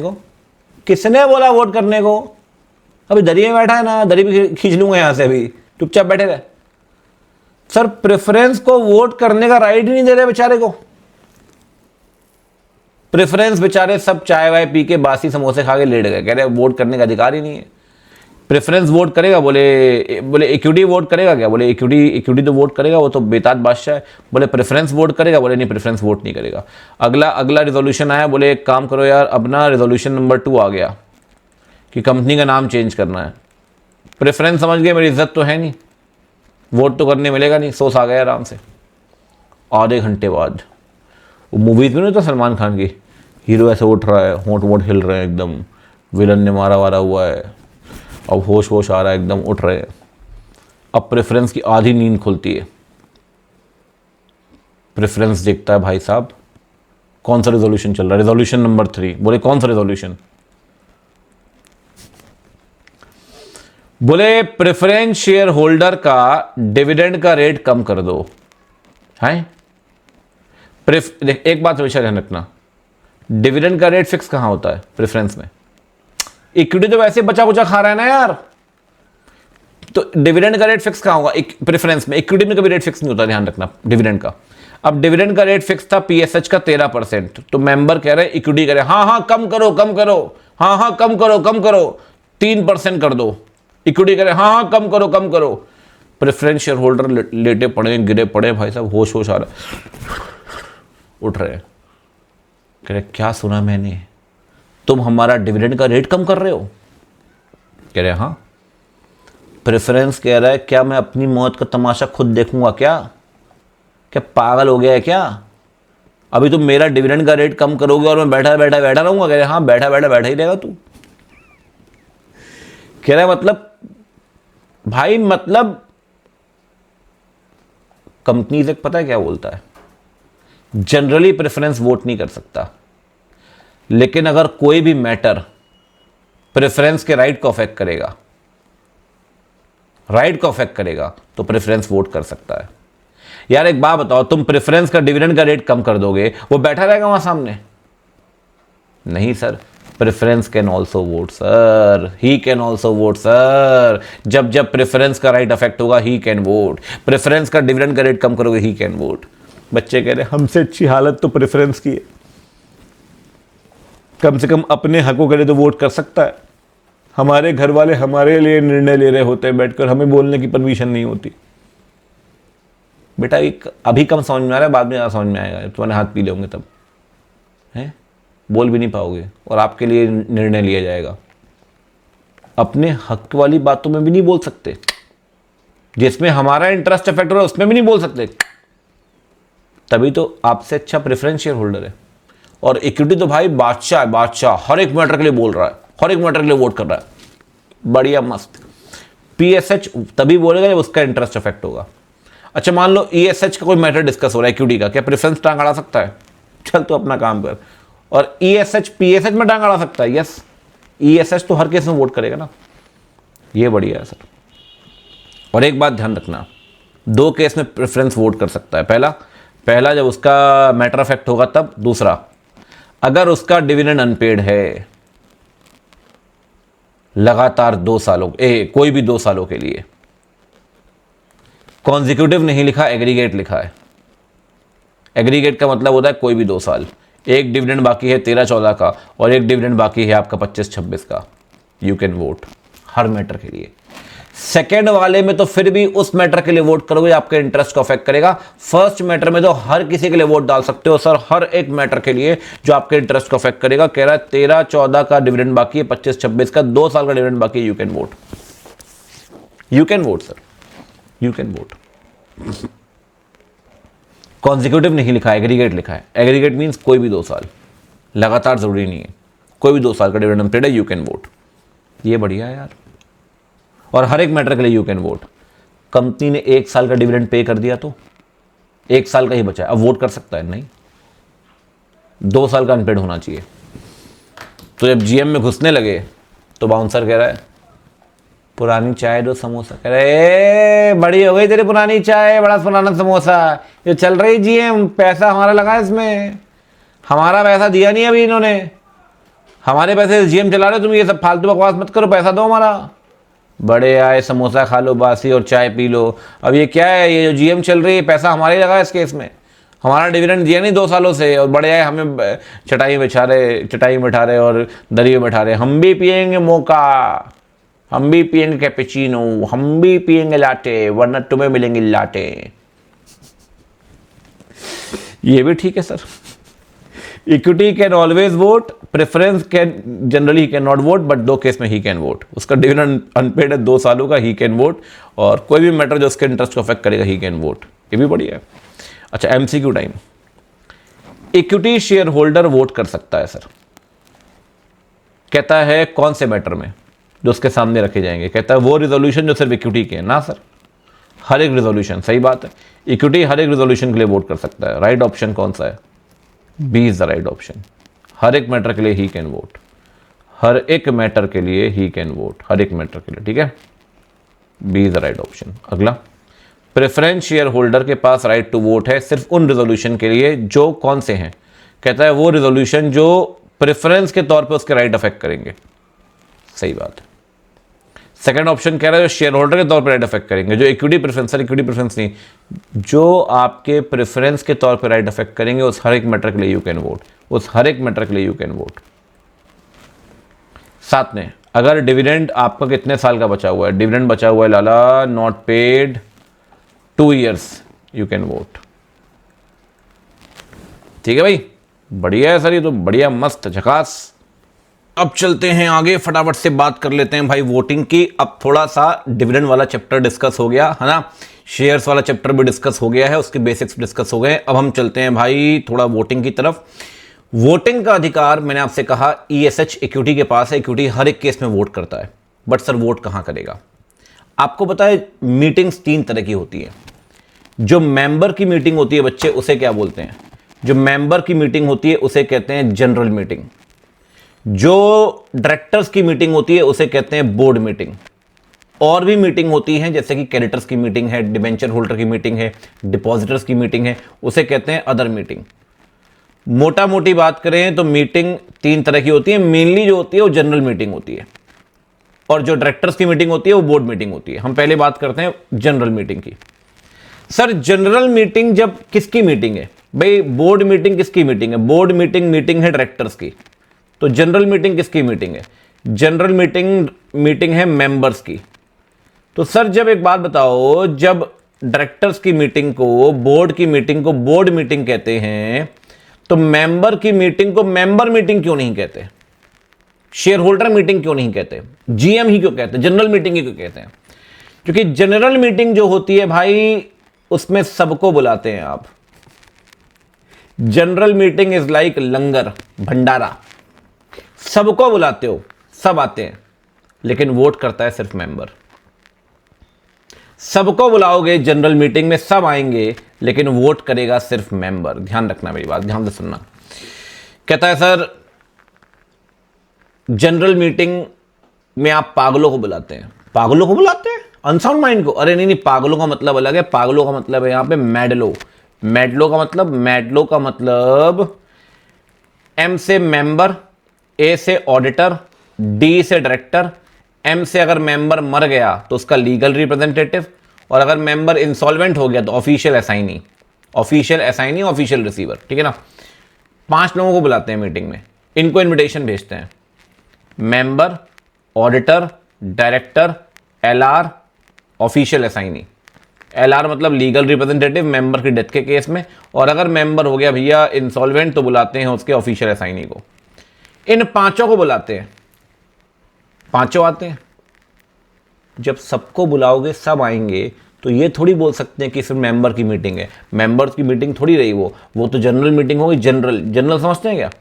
जैसे पहले होता है ना 90s में, कोई नाम नहीं मिला तो छोटू रख दिया। इतने छोटू घूम रहे हैं पूछो मत मोहल्ले में। अंकित, छत पे खड़े होकर अंकित बोलो पत्थर मारो, 15-20 सर तो आपकी कॉलोनी में ही फूट जाएंगे। ऐसे जनरल मीटिंग, कोई नाम समझ में नहीं आया तो जनरल मीटिंग, जनरल, क्योंकि सबको बुलाओगे सब आएंगे, लेकिन लाला वोट करेगा सिर्फ मेंबर। बुलाओ सबको, सब आएंगे, वोट करेगा मेंबर। कहता है नोटिस ऑफ एजीएम किसको देंगे? नोटिस ऑफ एजीएम देंगे member, auditor, director, LR, official assignee, लेकिन वोट करेगा सिर्फ मेंबर, सिर्फ मेंबर। आपको पता है ओपीसी 1% कंपनी जीएम नहीं करवाती। सर कैसे करवाएगी? खुद सोचिए। अकेला मेंबर आ रहा है, खुद बैठ रहा है, खुद ही चेयर लगा रहा है, खुद ही कह रहा है रिजोल्यूशन पास करेगा। हाँ कर दो। मल्टीपल पर्सनैलिटी डिसऑर्डर हो जाएंगे भाई साहब। तो 1% कंपनी में जीएम नहीं होती। 1% कंपनी रिजोल्यूशन पास करती है 122 के हिसाब से। वो पढ़ेंगे अपन जब चैप्टर पढ़ेंगे जीएम का, तो आए हुए थे जैन 26 में एक बार। ठीक है, तो भाई ये ओपीसी नहीं करती, जीएम नहीं करवाती, उसका अपना स्पेशल प्रोसीजर है, मिनट्स बनाती है, सीधे कर देती है, जीएम नहीं करवाती। ठीक है सर, मैं आपको बता दूं जीएम 2 तरह की होती है। एक होती है एजीएम, एनुअल जनरल मीटिंग, और एक होती है EGM, extraordinary general meeting. Extraordinary AGM क्या होती है सर? हर कंपनी को हर साल एक एजीएम करवानी है। आपके स्कूल में होता होगा एनुअल फंक्शन हर साल, ये कंपनी का एनुअल फंक्शन है, एनुअल जनरल मीटिंग। रंगारंग कार्यक्रम का आयोजन होगा यहां पे। यहां क्या है कि एजीएम होती है, हर कंपनी को करवानी है एक्सेप्ट ओपीसी। ओपीसी को छोड़कर हर कंपनी एजीएम करवाएगी। तो सर एजीएम में डिस्कस क्या होगा? एजीएम में 2 तरह की बातें डिस्कस होती हैं। एक डिस्कस होता है ऑर्डिनरी बिजनेस। बेटा कभी भी ना मीटिंग में, कंपनी लॉ पढ़ रहे हो आप, कभी भी अगर मीटिंग के साथ बिजनेस लिखा हो तो बिजनेस का मतलब व्यापार मत मानना, बिजनेस का मतलब मानना एजेंडा, मुद्दा। और स्पेशल बिजनेस भी डिस्कस होता है। ये क्या होता है ऑर्डिनरी और क्या होता है स्पेशल बिजनेस, आराम से बात करते हैं, जल्दबाजी वाली बात नहीं। आपके यहां जो एनुअल फंक्शन होता होगा स्कूल में, वहां 4 चीजें फिक्स होंगी। सरस्वती वंदना, आपका English drama, Hindi drama, drama play तो वही हो गया आपका, ग्रुप परफॉर्मेंस। 4 चीजें फिक्स हैं, पर हर बार प्लस माइनस होता रहता है उसके अलावा। ऐसे एनुअल जनरल मीटिंग में 4 चीजें फिक्स हैं। 4 चीजें हर एजीएम में हर साल होंगी। उन 4 चीजों को अपन कहते हैं बेटा अड्डा। यस ब्रो, उन 4 चीजों को आप कहते हैं अड्डा। सर खतरनाक शॉर्ट फॉर्म है आपके पास। तो कह रहे हो पागलों को बुला लो, एम से मेंबर, ए से ऑडिटर, डी से डायरेक्टर, एल से एलआर, ओ से ऑफिशियल असाइनी। 4 मैटर ऐसे हैं जो हर साल हर एजीएम में डिस्कस होंगे। सबसे पहले एक बात बताओ, कंपनी में पैसा किसका लगा है? शेयर होल्डर का। कंपनी चला कौन रहा है? डायरेक्टर। तो क्या डायरेक्टर अपनी प्रोग्रेस रिपोर्ट, अपनी रिपोर्ट कार्ड पेश नहीं करेंगे शेयर होल्डर के सामने कि साहब इतना पैसा लगाया था, ये प्रॉफिट, ये लॉस हुआ, ये एसेट, ये लायबिलिटी रही? बिल्कुल देंगे रिपोर्ट कार्ड। इस रिपोर्ट कार्ड को बोलते हैं फाइनेंशियल स्टेटमेंट। हर साल बनते हैं फाइनेंशियल स्टेटमेंट। और आपको पता है फाइनेंशियल को अप्रूव कौन करता है? फाइनेंशियल स्टेटमेंट को अप्रूव करते हैं शेयर होल्डर या मेंबर एजीएम में।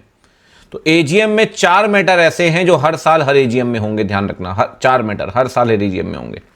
सबसे पहले आप अप्रूव कराते हैं शेयर होल्डर से फैब 3 को।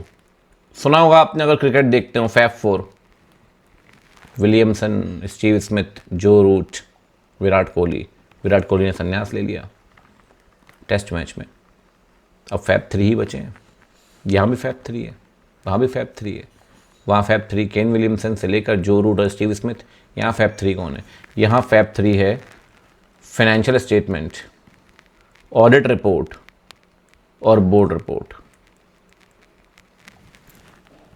3 चीज़ें अप्रूव कराते हैं मेंबर से पहली एजीएम में।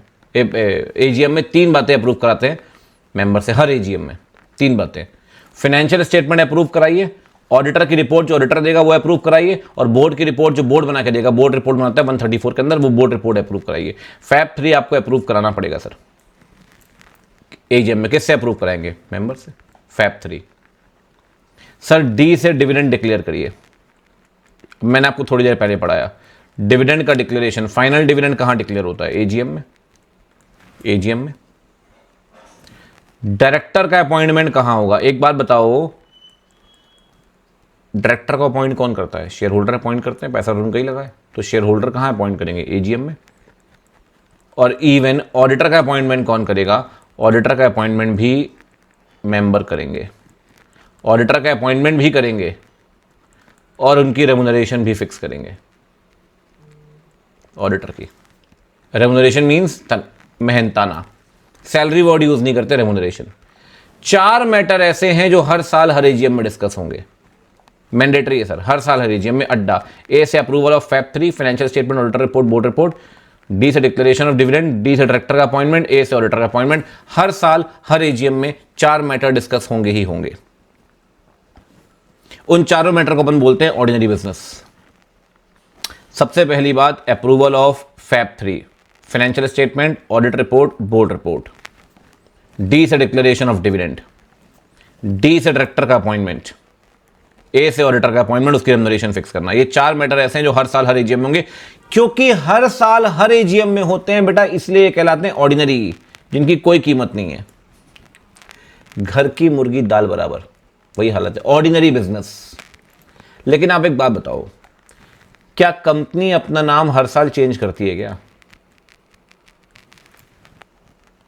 क्या कंपनी अपना रजिस्टर्ड ऑफिस हर साल शिफ्ट करती है क्या? क्या कंपनी हर साल बायबैक करती है क्या? क्या कंपनी हर साल शेयर कैपिटल का ऑल्टरेशन करती है क्या? सर खाली बैठे करना कुछ काम, बोले बदल दो कंपनी का नाम। सर ये हर साल कंपनी का नाम थोड़ी बदलता है, हर साल आरओ थोड़ी शिफ्ट करते हैं, हर साल बायबैक थोड़ी करते हैं, हर साल ऑल्टरेशन थोड़ी करते हैं शेयर कैपिटल का। ये जो मैटर हर साल डिस्कस नहीं होते, ये कभी कभी डिस्कस होते हैं, ये कहलाते हैं special business. Any business other than ordinary business, other than ordinary is special business. Ordinary के अलावा जो सारे बिजनेस है बेटा वो हैं स्पेशल बिजनेस। जितने भी चारों मैटर आपने देखा ये स्पेशल है। ऑर्डिनरी सिर्फ 4 होते हैं बेटा, इसके अलावा हर एक मैटर क्या है? स्पेशल है।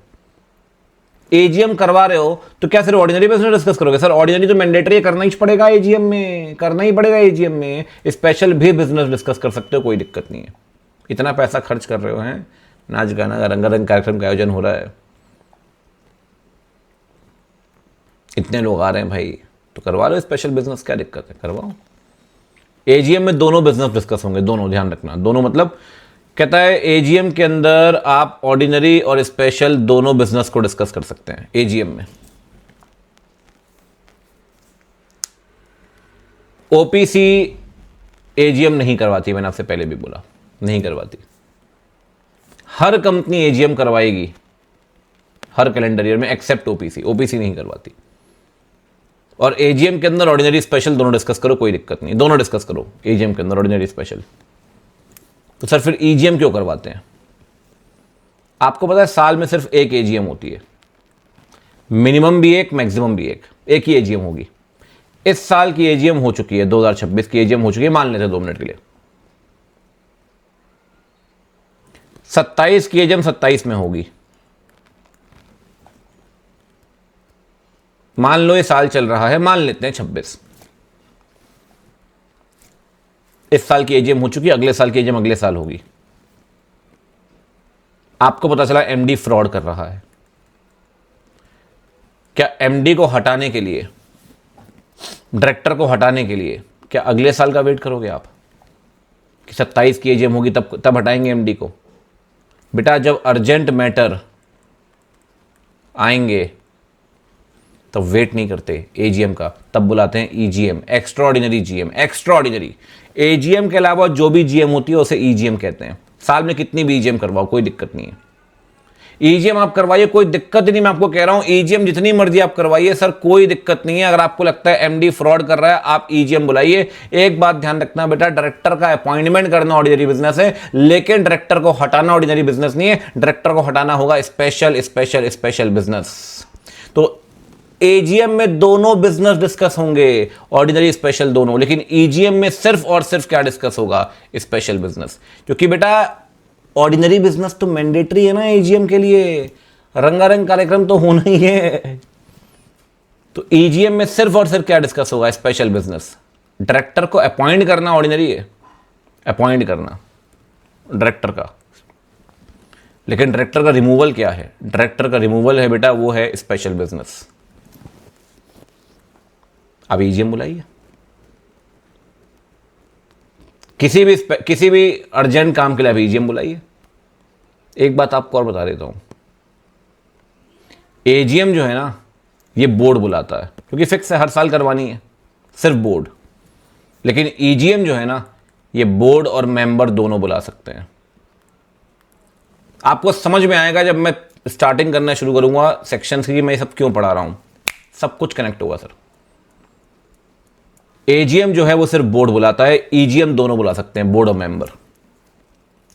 अब आप बोलोगे सर मेरे पास ना रिलायंस के 2 शेयर है, मैं ईजीएम बुला लूं रिलायंस की?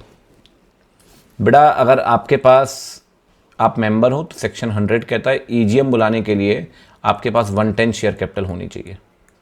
अगर रिलायंस की कैपिटल 15,000 करोड़ है तो आपके पास ज़्यादा नहीं 1500 करोड़ के शेयर होने चाहिए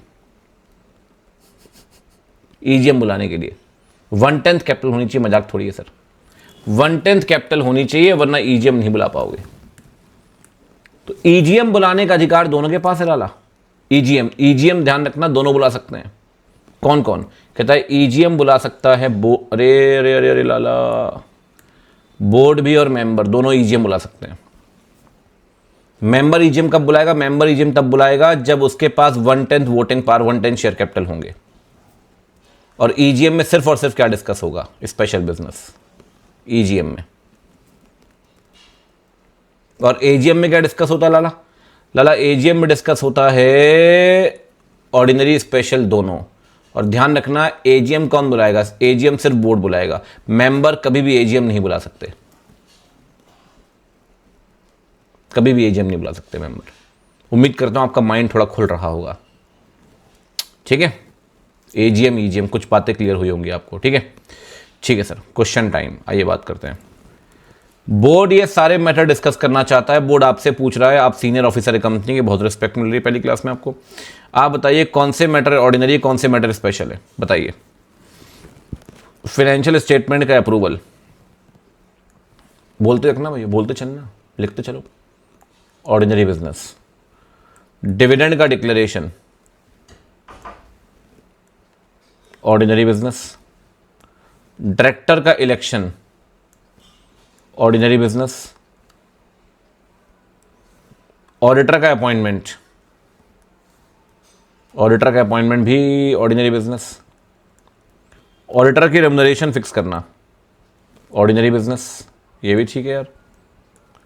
अंडरटेकिंग बेच रहे हो कंपनी की, क्या कंपनी हर साल, 4 ही मैटर तो ऑर्डिनरी है वैसे भी। वैसे एक बात बताओ, कंपनी हर साल अंडरटेकिंग बेचती है क्या? तो इन चारों के अलावा हर मैटर क्या होगा? Special business.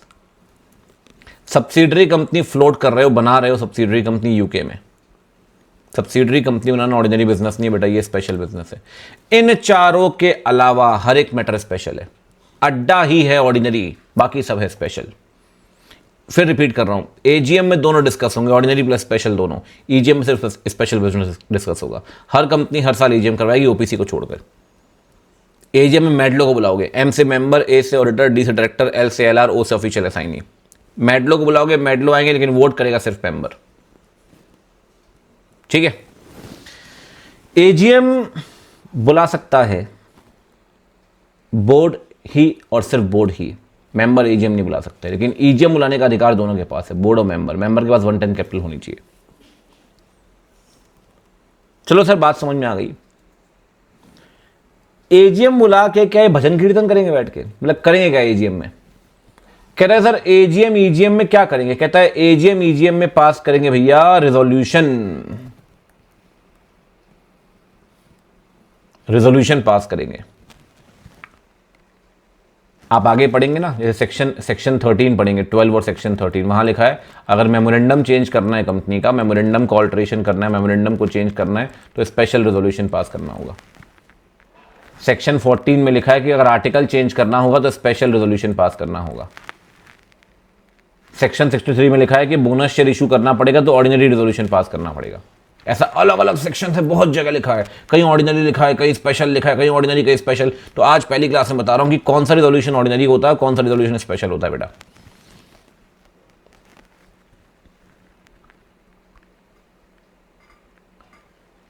जितने वोट अगेंस्ट में पड़ेंगे उससे एक वोट ज्यादा चाहिए फेवर में, एक वोट ज्यादा ऑर्डिनरी रेजोल्यूशन के लिए, नाम ही ऑर्डिनरी है। जितने वोट अगेंस्ट में पड़ेंगे उसके कम से कम 3 गुना वोट, कम से कम 3 गुना। 3 गुना में बात बन जाएगी। 3 गुना वोट पड़ेंगे फेवर में तो पास होगा एसआर, स्पेशल रेजोल्यूशन। इसे बोलूंगा शॉर्ट में ओआर, इसे बोलूंगा शॉर्ट में एसआर।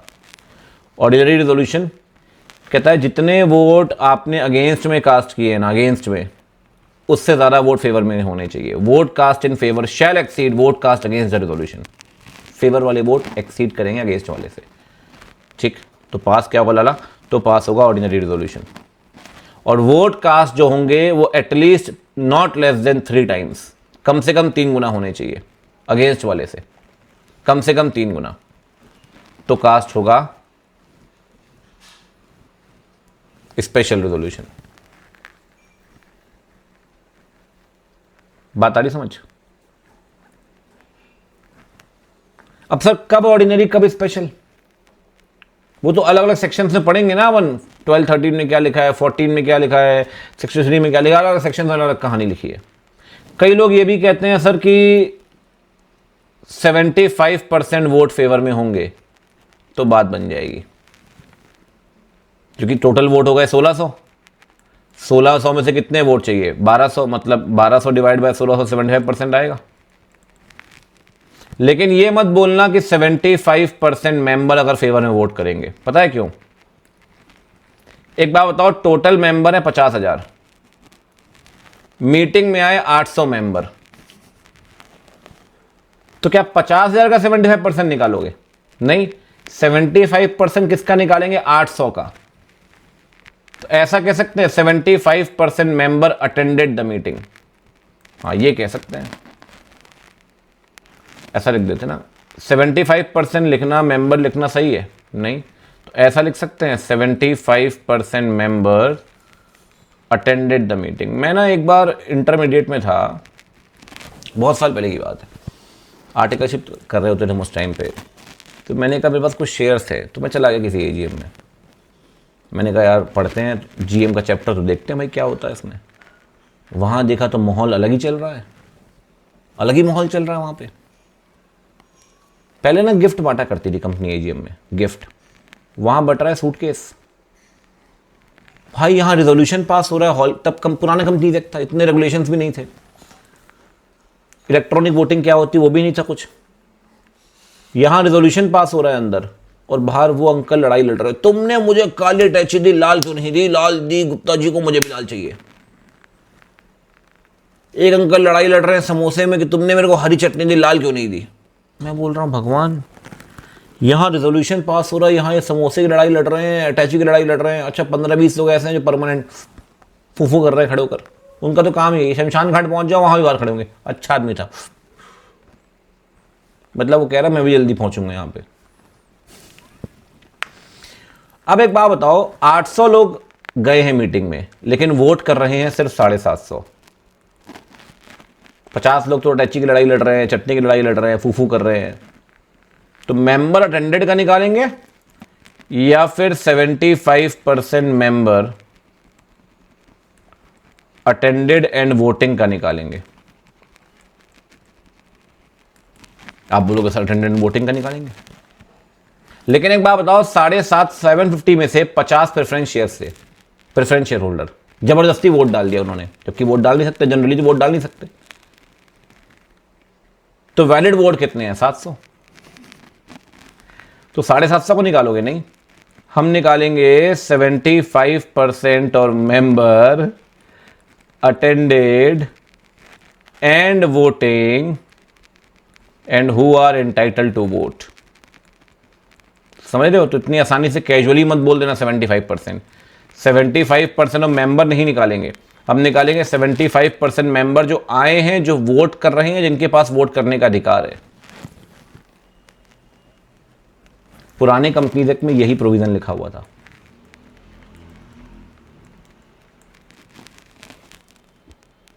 नए कंपनीज एक्ट में इंस्टीट्यूट कह रहा है, एमसीए ने सारा रिजॉल्व कर दिया। एमसीए कह रहा है इतना तामझाम में पढ़ो ही मत, जितने वोट अगेंस्ट में है 3 गुना वोट फेवर में चाहिए, सिंपल, 3 टाइम्स फेवर में चाहिए बस। तो आप कभी ये मत लिखना और कभी बोलना ही मत एग्जाम में कि 75%, और लिखना तो फिर ये लिखना 75% में, ये भी ठीक नहीं होगी, ये as per old companies act है, आपको लिखना है ये। चलो आप बताओ रिजोल्यूशन पास हो रहा है या नहीं, बोलते हुए चलना। 20 वोट है लाला, नहीं 5 वोट है लाला, नहीं 5 नहीं, यहाँ 5 वोट है अगेंस्ट में। एसआर के लिए कितने वोट चाहिए? एसआर के लिए चाहिए 3 गुना वोट, 5 3 15 वोट। अगर कितने वोट है फेवर में? 20 वोट। 5 अगेंस्ट में है, 15 वोट फेवर में चाहिए, 20 वोट फेवर में हैं, एसआर पास होगा? बिल्कुल होगा। 4 अगेंस्ट में कितने चाहिए फेवर में? 4 अगेंस्ट में अपने को चाहिए 12 वोट फेवर में। कितने हैं फेवर में? फेवर में है 20, एसआर पास होगा? बिल्कुल होगा, बिल्कुल होगा। कहता है स्पेशल रिजोल्यूशन वो है जहां जितने वोट फेवर में है वो 2 गुना होने चाहिए अगेंस्ट वाले वोट से। ऐसा नहीं है सर, 3 गुना होने चाहिए, 3 गुना। इतने भी करवा रहे हो सब PYQ हैं, ध्यान रखना, अपने घर से लेकर नहीं आया क्वेश्चन में, ठीक है भाई। तो आज का पहला अध्याय खत्म होता है। बेसिक में मैंने काफ़ी कुछ टच करा दिया, बेसिक में और कल भी थोड़ी बहुत बात करेंगे अगली क्लास में, ठीक है, तो वो हम डिस्कस करेंगे। बाकी हमने रेजोल्यूशंस की बात कर ली, हमने एजीएम की बात कर ली, हमने शेयर होल्डर्स के टाइप की बात कर ली, हमने टाइप्स ऑफ शेयर्स की बात कर ली, हमने डिविडेंड की बात कर ली, हमने डायरेक्टर और शेयर होल्डर की बात कर ली। बेसिक स्क्रैच लेवल से थोड़ी बहुत बातें कर ली, बाकी और बातें करते रहेंगे। तो आज के लिए इतना ही, होती है आपसे अगली क्लास में मुलाकात, मिलते हैं। Bye bye, take care, see you.